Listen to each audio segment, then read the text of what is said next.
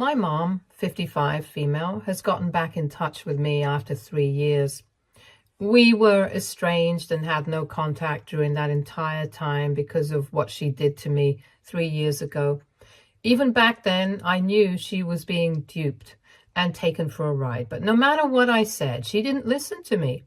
Instead, I was turned into the villain and I became the monster she just couldn't trust. And now, karma has come to bite her and she has nowhere to run except to me. I, 35, male, got married to my ex-wife, Katie, 32, female, 6 years ago. Katie and I met in college, but we only got together after she graduated. We didn't have a very long courtship, to be honest. We dated for over a year and decided to get married. Katie has had a hard childhood from what she told me. Her parents died when she was a kid and she was raised by her paternal aunt. The aunt in question was good to her, but her cousins bullied her. She told me she had never snitched on her cousins because she didn't want to cause trouble or make her aunt worry. The only person she was in touch with from her family in adulthood was her aunt. I've met Aunt Rosa a couple of times and she always seemed like a great woman. Katie has a lot of respect for her, but she's also her only family. This is why she got very attached to my mom very quickly. I am one of 3 brothers and my mom had always wanted a daughter. My brothers, they're twins, now 31, male. Arthur and Anthony both live abroad. They relocated right after college and have their own lives there. So even though we are close and talk regularly, I was kind of the only one around for Mom. And so was Katie. To Mom, Katie was the daughter she never had. And if I'm being honest, Mom and Katie share a heartwarming relationship right off the bat. This was a big reason why I knew so early on that she was the one. I was wrong. This was the reason why I knew so early on that she was the one. I was wrong. Katie always used to tell me she never had a family, so she was happy that she got to make one with mine. All in all, things were good between us both before and after the wedding. It was a happy relationship by all means, and there was never any reason for me to think this would end up being such a disaster. A little over 3 years ago, Katie and I started having problems. They weren't very unusual. I think the stress from COVID and the big lifestyle changes everyone was going through just caused a lot of distress and hostility. And that's what I thought. But Katie was festering something even more cruel in her heart. Both of us got snappy with each other. We wouldn't talk much, or we just drown ourselves in work. This went on for some time, and then I realized we needed to talk it out. We did, and the situation was resolved, at least for me. The troubles were cropping up because of some small issues, and they weren't anything that couldn't be worked on. To my absolute horror, one random day, Katie packed her bags and left. Just like that. No note, nothing. I called her up and it went straight to voicemail. I thought maybe there had been some kind of emergency and that's why she wasn't available. I waited for a couple of hours and called her again. She answered and said she had decided to leave me because I was not right for her and I had been abusing her. She said she didn't want me to contact her anymore and that the only way we could be in touch was through her lawyer. I was completely blindsided. There was absolutely no reason for her to behave this way. There was nothing wrong between us. I was not abusive, not in the very least. Yes, we had our fair share of disagreements like any normal couple, but that was it. I had never laid a single finger on her. Our finances were separate and we had a joint account where we put in money for utilities and groceries. I really didn't know what had happened to her. And I didn't know where she had gone. I tried calling her again and saw that I was blocked. She had blocked me on social media as well. In an instant, we had gone from happily married to having no contact at all. The worst part was that I didn't even know what had gone wrong. I called up my mom and asked if she knew where Katie was. She said she had no idea. She asked what had happened. I told her about it briefly, and that was it. The next 2 weeks were absolute torture. There had been no communication from either Katie or her lawyer. I tried calling her here and there, but I was blocked. It was extremely mentally harrowing, and the foolish part of me felt this was part of a very elaborate prank, and that things would go back to normal soon enough. That didn't happen. At the end of 2 weeks, I received communication from her lawyer saying that she was going to charge me with assault, and that was cited as the reason for the divorce. My eyes nearly popped out of my head because I hadn't ever in my entire life hit her, even slightly or even in fun. Nothing at all. I had to engage a lawyer of my own, and the legal fees nearly bled me dry. My lawyer wasn't worried about the case because he said that Katie didn't have any proof to show that she was assaulted, just like I didn't have any to show that I was. So he said the matter could be dealt with. What neither of us knew, however, was that Katie and my mom were in cahoots the entire time. I don't know what Katie said or did to pull this off, but what I saw completely shattered me. During the entire divorce process, my mother had been kind of absent.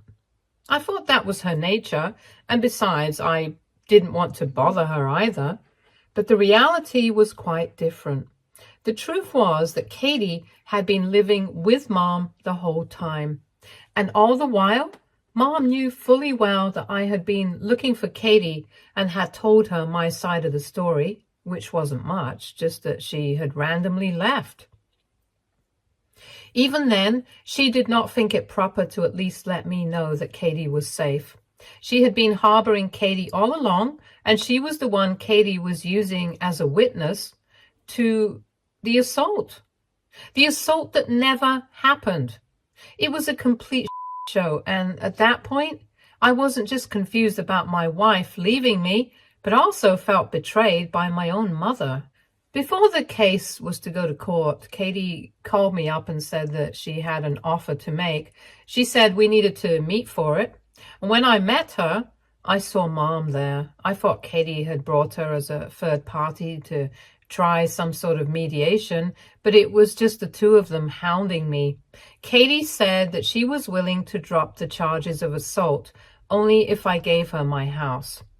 Otherwise, she would continue with her case, and that would be on my record forever. I looked at Mom, and she said that she couldn't believe she had raised a man who would hit his own wife. I told Mom that Katie was lying and that I had not done anything. And that's when Katie came out with proof. Images of bruises, a busted lip, screenshots of me threatening her when none of that had actually happened. It all looked so real. It felt as though maybe it had happened and I'd somehow forgotten. I think that was their motive as well. They wanted to gaslight me into believing that I had done something to make me admit to my crimes. However, I stood my ground, and so did Katie. She said the house was the only thing she was willing to settle on. It took a lot of persuasion and begging on my part for her to agree to a large monthly alimony until she got remarried. She wasn't particularly happy about it, but the amount was huge, and I think that shut her up. Ever since then, I've had sleepless nights over what went wrong. Thankfully, I had my brother who flew down and spent time with me. They were the ones who stood by me through thick and thin. They told me that they had complete faith in me and knew I could never do something like that. I have been paying a little less than half of my original paycheck to Katie ever since, and I have had no contact with her. 6 months ago, I found out through the grapevine that Katie had actually remarried. Our agreement was that I would pay her until she got married, and she had completely violated that agreement. The agreement was formal, drafted after that meeting by our lawyers, and categorically signed by both of us. Since there was a violation, I could have actually pursued legal action, but I did not want more drama. I just had my lawyer communicate that since my obligations to her were over, there would be no more payments. Thankfully, her lawyer did not press for more, And I thought the matter was settled. Just as this part of my life kind of resolved itself, I got a promotion at work and a huge bump in my salary. I had more disposable income than ever and was enjoying my life with it. I still have a lot of mental issues because of what I had to face, but I know now that I am in a better place. To my shock, last night, I had a visitor, my mom. When I saw her at the door, I slammed it shut in her face. I didn't want to talk to her, not after what she had done, not after how she had believed and supported Katie over me, despite knowing the kind of man I am. I don't have an issue with her choosing Katie over me because Katie isn't biologically related to her and I am.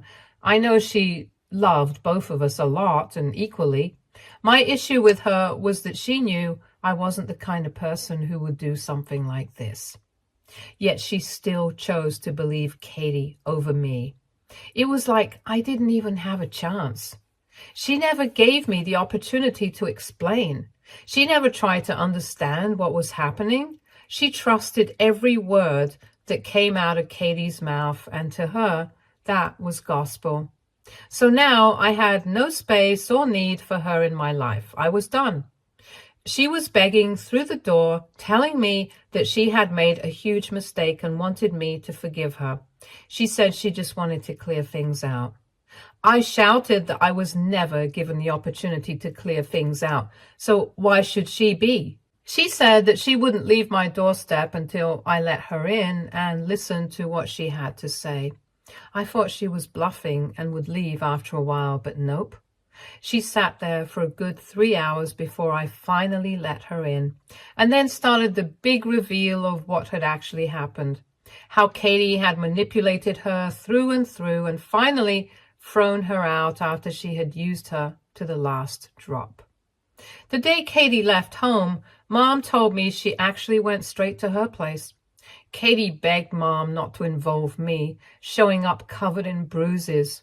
She told Mom I had been abusive towards her for some time and needed to get away. Katie said she didn't trust anyone but Mom, and Mom, of course, believed her. She told Katie she could stay there as long as she needed. Mom said she knew I couldn't do something like that, but seeing those bruises threw her off guard, and she said she couldn't help but believe Katie. I told her I hadn't done anything and that I'd never abused her, and Mom now says she believes me. I asked her why she never tried to get my side of the story, and she said Katie's story was so convincing. Katie apparently poured her heart out, and the whole story was so gut-wrenching that Mom was disgusted with me. The problem was she had believed Katie completely, without a single shred of doubt, and it hadn't even occurred to her to give me a chance. Katie was sure from the beginning that she would go for a divorce and press charges. Mom said she didn't discourage her. No woman would have. However, after a couple of days, Katie broke down, saying she had only a few photos of the times I'd allegedly hit her, with no other evidence. Katie told Mom she wanted me to be punished for what I'd done, but felt helpless about bringing me to justice. That's when they decided to fabricate evidence against me. Mom was already convinced Katie was telling the truth. So it was easy for Katie to manipulate her. That's how they made all those screenshots that never even existed. Mom says Katie completely blinded her against me. She never could have imagined Katie would turn out to be so diabolical. I asked Mom what made her change her mind, and she said it all started about 6 months ago when she learned about Katie's new marriage and found out I'd stopped sending her money. Mom told me she had even attended Katie's second wedding. Katie's new husband thanked Mom for standing up to me on her behalf. It was like Katie had become family to her. But when the money from me stopped, Katie came running back to Mom, accusing her of having told me about the marriage and ruining her life. Mom felt terrible about Katie having less money than before, so she bent over backward to help her. But gradually, she began to see a pattern, and she realized Katie might not be the saint she had pretended to be. Mom started questioning Katie about the divorce, the abuse, everything. My mom has an elephant's memory. She does not forget anything she's been told. But Katie did.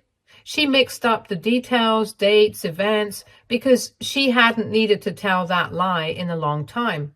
And that's when Mom realized Katie was probably lying. But again, instead of coming to me first, she staged a confrontation with Katie herself. Katie tried defending herself, but when she realized her little scheme was caught, she started laughing and admitted the whole thing was a lie. Katie said she couldn't believe Mom could be so easily manipulated against her own son, not that she was complaining. She said she did it because she was having an affair with her now husband, who also thought I was abusive. She just needed to get away and be with him, which would guarantee her happiness. So she hatched this elaborate plan and even roped Mom in so that no one would suspect her lying. I couldn't believe my ears. 3 years after everything happened, 3 years after I'd moved on with my life, all of this was coming back to me, and I don't even know why. Mom said she was incredibly sorry and that she would do anything for me to forgive her, but I don't know. I told her I felt bad she was conned by Katie this way, but I also felt bad for myself because I had to go through the worst kind of allegations alone. All while my mother was helping produce evidence for them. I told her this whole thing was a nightmare and that I didn't have it in me to forgive her. I had to fight tooth and nail and completely ran out of money because of what happened, and I'm just done with the drama. She seemed to understand and said she didn't want anything from me, just my forgiveness, and hoped that one day I would be willing to talk to her again. But I don't know, Mom. I don't think that day is coming anytime soon, and that's all because of you. Update 1. A lot of the comments suggested I go to her husband and tell him the truth. In another life and at another time, maybe I would have, but now I don't think so. I don't want any more drama in my life. Her husband is welcome to her mess, and I can only pray the poor man doesn't have to face this side of her. I had thought that taking the route to peace would result in no more drama, but I guess I was wrong. Apparently Katie stole Mom's cards, or Mom had given them to her to use, and now Katie has withdrawn all the money from Mom's account. At this point, Mom is flat broke. Arthur called me up and told me what happened, and he asked me to help Mom out until he could come back. I asked why she didn't tell me herself since I lived the closest, and he said she thought I didn't want to talk to her anymore. I don't, but that's beside the point. I got in touch with Mom, and she was a mess. She said she had given her cards to Katie and then forgotten about it, and Katie used to withdraw money for her. Now she feels maybe Katie had been siphoning money off of her even before the fallout between them. After raising 3 kids, I really don't understand how my mom could have been so gullible. She was in pretty bad shape, and we decided to press charges against Katie. I don't think we can recover all the money, but we hope at least some of it can be. I don't know why Katie assumed we wouldn't go the legal route, or if she somehow covered her tracks. I've been in touch with a lawyer, and he said we have a strong case, but ultimately it depends on the judge. Mainly because Mom gave her the cards voluntarily, and Katie might claim she was only doing what Mom asked her to do. Let's see what happens. I do not want to be dealing with this, but I know this money is important for my mother, and she has no one else to go to for help. Arthur wants to fly down, but I told him I've got it handled. He's welcome if he wants to come, but I don't want him to disrupt his life over this. It's enough that one of us has to get screwed over. I'd much rather it be me than my brothers. I've already been through so much. I'm kind of used to it. Update 2. Things have been intense. They have also gotten way more out of hand than I ever imagined. We served the papers to Katie and, surprisingly, didn't get a response for almost 2 weeks. Then I got an email from her husband, Mark, asking for a private meeting. I was unsure about meeting him because I thought he might bring Katie along. My lawyer said there was no harm in meeting him as long as I made it clear I didn't want Katie there or I'd leave. That's what I decided to do, and we met up. I had always assumed the worst of him. Ever since I found out Katie had been cheating on me with him, I don't love Katie anymore, but it still stings that this relationship and all the harassment I had to face was because my wife was cheating on me. It rubbed me the wrong way, and I was already in the mood when I went to meet him. The meeting, however, was nice. Honestly, I don't have a single bad thing to say about the guy. He seemed really sweet, though I know Katie had seemed sweet too, and he could turn out to be just like her. Still, I couldn't help but like him. I asked him why he wanted to meet me, and he said it wasn't about the legal notice at all. He said that was a battle Katie and I had to fight, and he'd always been under the impression that Mom had actually left all that money for Katie. I laughed. Not at him, but at what he said. I asked why a healthy 55-year-old woman would leave her money for someone. She might have willed it to her. She hasn't. After which Katie might have had a claim on it. He said that's exactly what felt wrong to him, but he never questioned it. But when he saw the legal notice, he thought he ought to get in touch with me. He said he could never really understand what led to the rift between Katie and my mom because they seemed so close. He also said that after Mom supported Katie through her divorce and everything, coming back to me just seemed fishy. He said he just wanted to nip this in the bud and find out what had really happened. I hesitated for a while because, to be frank, I didn't think he'd believe me. Not that I blame him. Heck, I wouldn't have believed me. But I think I gave in because he had a right to know. So I told him everything from start to finish about what had actually happened. He was quiet the entire time, and then he randomly started asking me a lot of questions. I answered as best I could because I didn't remember every detail of our marriage down to the exact date anymore. I could feel his soul leaving his body when he realized what a game Katie had played. I also told him that Mom had confessed she fabricated all that evidence. Then he told me their affair had been going on for 6 months before Katie left the house, and she started it by pretending to be a victim of domestic and financial abuse from me. That was how they started talking, and he felt she was trapped in a bad marriage with a bad man and that he somehow had to save her. He said she kept the ruse going for a long time but never gave him specific details, especially after they got married. She always said she didn't want to talk about it. She basically played both him and me, and he was mortified. I sympathized with him because 3 years ago, I'd been in the same shoes and I saw my life change in minutes. He thanked me and said he'd be in touch, but also told me never to reveal to Katie that we had met. I told him I had no contact with Katie anymore, and only the case would force us into some kind of contact. It was an intense meeting, and I don't know what to think anymore. I don't know what will become of the case, but I can only hope the man and the money are safe from her. Update 3. We won the case. I'm sorry I haven't been giving updates or details of the case. My lawyer advised me not to share confidential information, and I've been following her advice and instructions to a T. All in all, Katie is in for a lot of trouble. She has to pay back all the money, and this will be the first misdemeanor on her record. Unfortunately, she won't be jailed for what she's done, but well, a win is a win. On the personal front, Mark, her husband, has filed for divorce. I don't know whether he's told her that he knows the truth or not, but I'm assuming he hasn't.